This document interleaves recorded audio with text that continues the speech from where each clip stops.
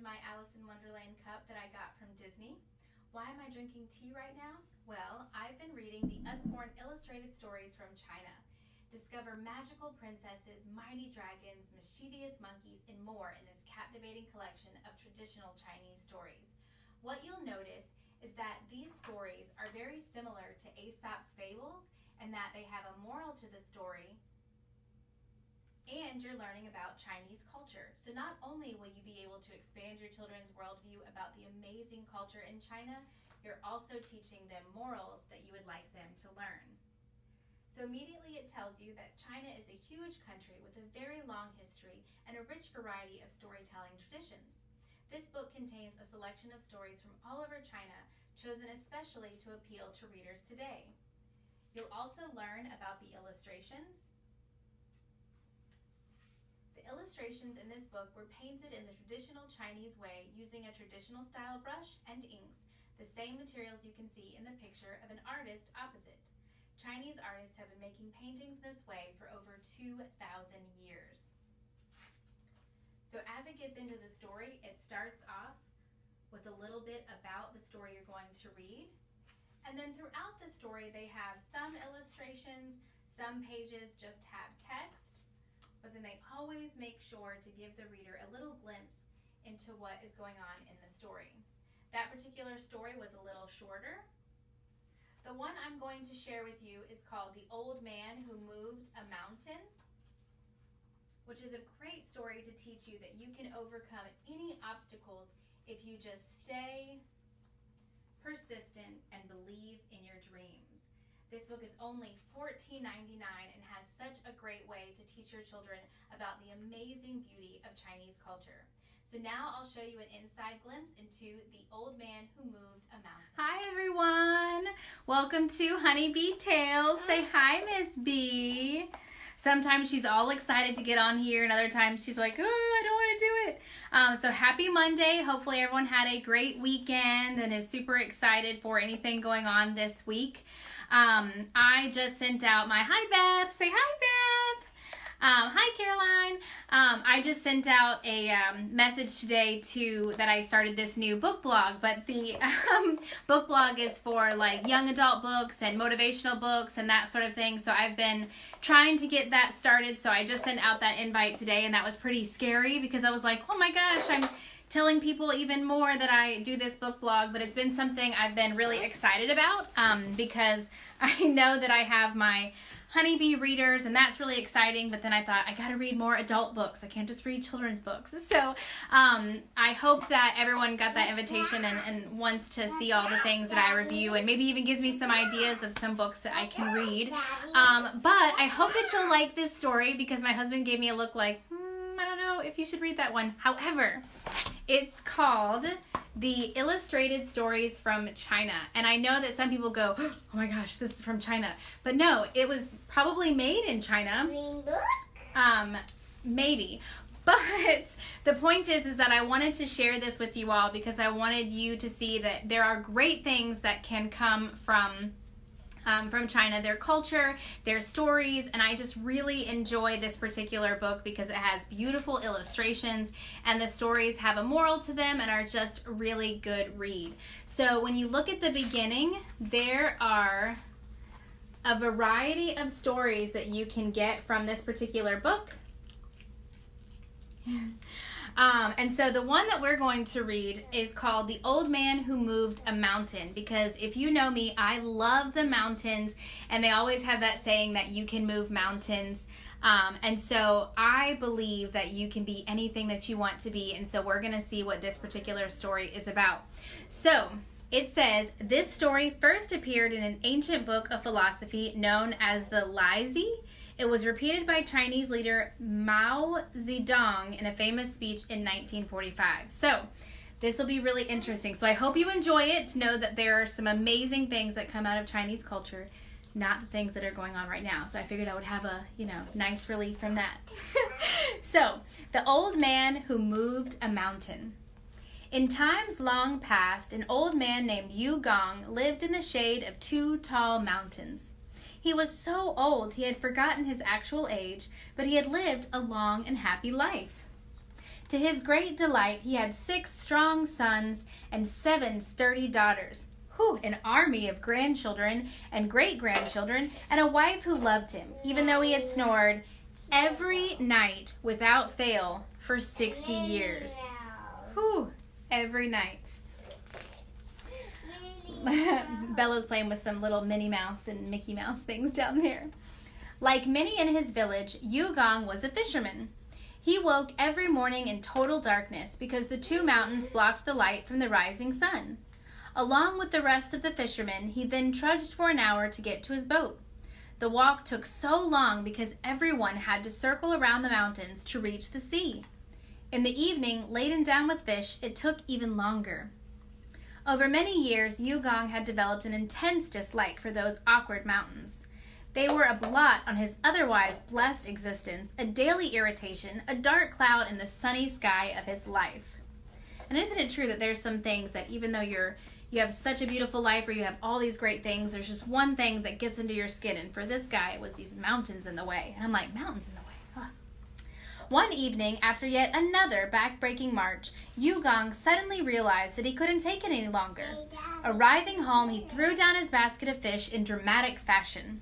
"My family, come and listen," he shouted. "I have something important to tell you."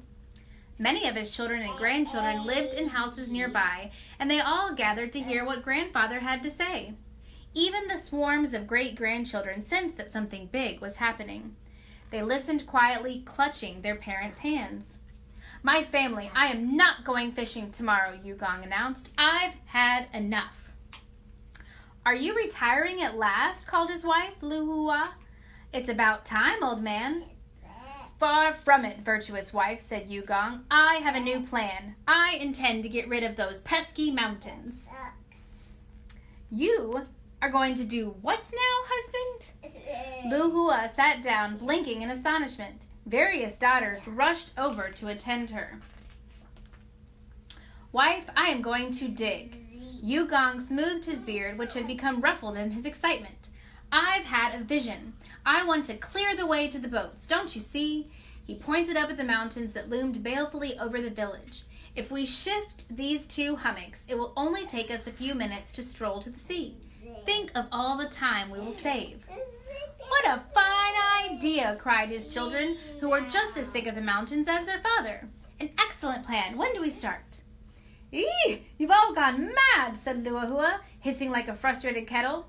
"Look at you, husband. Your arms are as thin as birch twigs. You complain about your back every time I ask you to sweep the floor. You are so old you can barely lift a pig. How are you going to move 1 mountain, let alone 2? Which is really funny because if a man says he's going to do something, he's going to do it. You don't have to remind him every 6 months about it. But of course, he wants to do it, not his wife telling him that he wants to do it. So he wants to do it. So that's why he's going to go through with this plan. But if his wife had told him to do it, he probably wouldn't want to do it. "My family will help me," said Yugong simply. "We start tomorrow." So the family rose at dawn. Yugong attacked the mountains first, but anyone who could be spared from their usual jobs joined the dig. Fathers, daughters, cousins, sons, even the tiny children helped out, carrying soil and roots away in baskets on their backs. After 1 day, the family had dug a small hole. After 3 days, it was certainly bigger. After a week, it might even have been described as deep. But neither Yugong nor his family were downhearted at this crawling progress. They continued to chip away day by day. Steadily, slowly, their hole grew. Meanwhile, the 2 mountains towered above them, utterly indifferent to the tiny ants scratching away at their toes. Other villagers came to see the bizarre spectacle. At first, utterly baffled, they simply stared. But after 2 weeks had passed and the family still showed no signs of giving up, their bafflement turned to mockery. "Yugong," called one old woman, leaning over the edge of the hole, "you are older than a turtle. But even if you lived another 10 turtle lives, you will never finish this task." "Look at those mountains," cried a fellow fisherman. "They are laughing at you." Yugong continued digging. His family, following his example, ignored the jeering and kept on digging too. And this is such a great example that when you're trying to do something or when you feel really motivated, there's always going to be those haters that are pushing you down or saying you can't do it and just getting in your way. And even if they're right, even if you shouldn't continue doing what you're doing, if you are trying to improve upon your situation or improve yourself, then stay with it and stay the course. There are easier things to do with your old age than dig up a mountain, said an old man named Zisu, who thought himself very wise. Why not play chess or take up calligraphy? Think of your back. Think of your wife. This last provocation Yugong could not stand. He turned to face the man. Old man, he said, you do not understand something as obvious as that large nose on your face. You are more foolish than the youngest of my great-grandchildren. Nonsense, Zisu sniffed. Yugong, you have embarrassed yourself and your family. You are a disgrace to this village. Haters, right? You are right that I am old, replied Yugong, and it is certain that I will die before we can move these mountains. But a disgrace? I think not.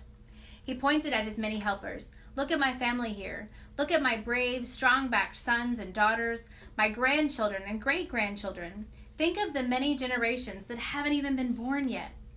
Hear this. Now Yugong turned and shouted a challenge up at the mountains themselves.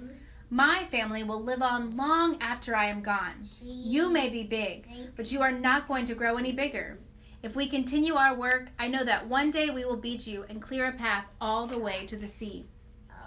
Yugong's family cheered his speech and then carried on patiently digging. Zisu was silenced. What could he say in the face of such determination? He wasn't the only person who heard Yugong's challenge with keen interest. It so happened that an immortal spirit had made its home high up on one of the forested peaks. At first, the spirit had laughed at the tiny people beetling away at the foot of its mountain, but now it began to worry about what might happen to its home. Yugong is right, thought the spirit. If his family continues the work, then one day, as he predicts, they will demolish the mountain and I will lose my house. In great distress, the immortal spirit flew up to heaven and petitioned the Jade Emperor, the ruler of heaven, for an audience. There is an old man with an iron will digging up my mountain. His family have vowed to finish his task even if he dies. They are unstoppable. You have to do something. The Jade Emperor listened with interest to the spirit's story, sipping a soothing tea. It seems to me that this man is admirable, said the Jade Emperor thoughtfully. His family's sense of duty is without fault. They are hardworking and devoted. This family is worth of the greatest respect. But my mountain, my lord, pleaded the distraught spirit, my mountain. The Jade Emperor considered the matter. He took 2 more sips of tea before nodding his head firmly. Good spirit, said the Jade Emperor, I have made my judgment. Let us see if there isn't something that can be done. The next morning, Yugong woke up early with bright sunshine streaming into his bedroom from outside. This had never happened before in his life. Shouting his wife awake, he ran across to the window. What he saw made him fall to his knees in astonishment. Ever since he was born, the 2 mountains that towered to the east of the village had blocked out the light of the morning sun. But this morning, they were nowhere to be seen. Overnight, someone had picked up the mountains and moved them. It has that beautiful picture. Yugong and the rest of his village now had a clear, uninterrupted view of the morning sun rising over the East China Sea. I've never seen anything more beautiful in my life, said Yugong. He strolled out into the morning and down to the beach. Just as he had predicted, it took no time at all. Yugong gave a deep, satisfied sigh. The glittering waves murmured on the pebbles, and a few seagulls bobbed on the water, snacking on shrimp. It was going to be a glorious day. So I hope that you enjoyed this, and what I want you to note is that even though it may seem like a struggle right now, and even though there's so many things going on in your life and you feel like there are mountains in your way, one day those mountains will clear and you will see a better path. You will see that all of your obstacles have been moved out of your way and that you can be successful in whatever you're doing. So take this as a great reminder that even if there are mountains in your way, you can move them if you just stay patient and work as hard as your little heart can do.